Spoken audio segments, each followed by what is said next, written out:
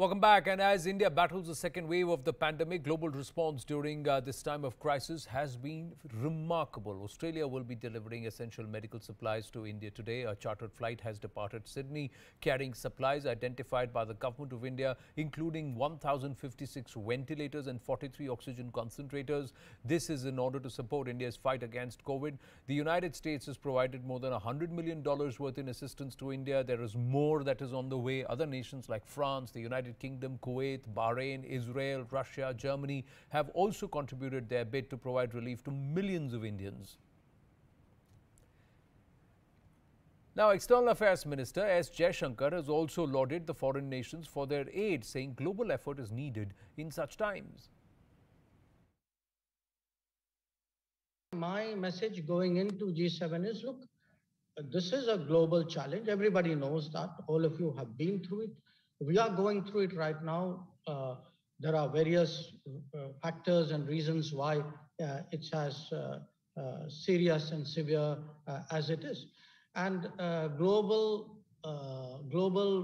problems, a global pandemic requires a global effort. And in the past, we have contributed to that global effort, being part of other people's solution.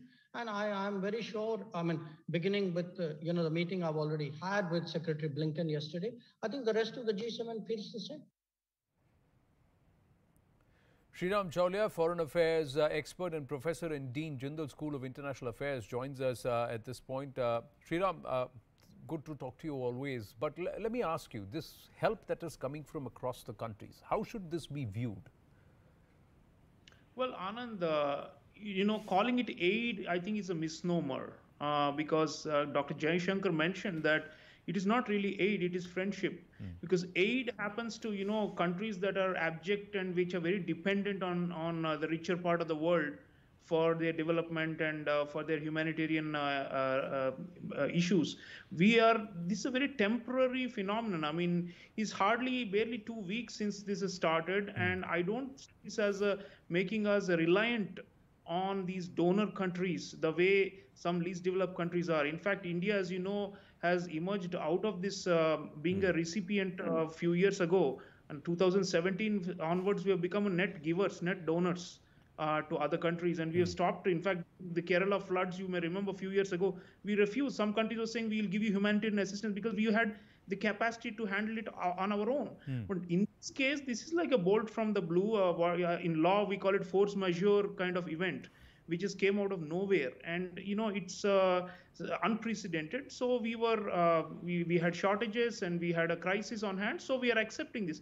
It doesn't mean that this becomes a long-term dependency on them. So I think we should not treat it as aid. And in fact, we are developing self-reliance. Last year, remember, Anand, when the first wave started, worldwide, we had a shortage of PPE kits and we were trying to import them. Correct. But then within a few months, we ramped up our production. It was so good that we no longer need to import those. So now it is oxygen and ventilators. This crisis is throwing up a lot of surprises on us, on the whole world, actually. Nobody was prepared. Most countries of the world were caught flat-footed and were relying on, other countries coming to the rescue at a moment of need. So I think we have done that, as Dr. Jaishankar is saying, for others. And now, right now, it's bad. But, in a few weeks, again, we will resume supporting others. So I think we have to look at a circular kind of assistance model. And the strain on our resources and the strain on our requirements is not that it has gone 2x. It's actually gone 6x. And this is something which no nation can actually do. Even nations like the United States, the UK, they all needed help. Israel, they all needed help the last time around. But there are also voices which are turning around and saying so much for the Atmanirbhar Bharat speech, so much for saying that we are self-reliant. We are now going back and telling everybody else, come and help. So what's the point in saying Atmanirbhar Bharat? There are voices who are saying that. No, but Anand, if Atmanirbhar Bharat is a medium to long-term vision of Prime Minister Modi to make us a powerful country, which helps others. Now, right now, and which can manage our own crisis on our own. But right now, this is a kind of once-in-a-century kind of event, this pandemic. And so, we have to keep these longer-term plans aside for a moment and do this. But I'm sure that even with oxygen and ventilators and chemical reagents for vaccines and all these things. When we have felt the pinch, Yeah. We have realized that this is an area where we are lacking. We are learning lessons from this. We are being humble also. We are Correct. accepting that there are some areas where we have failed. Yeah. But that doesn't mean that we are becoming, as I said, beggars. No, no way.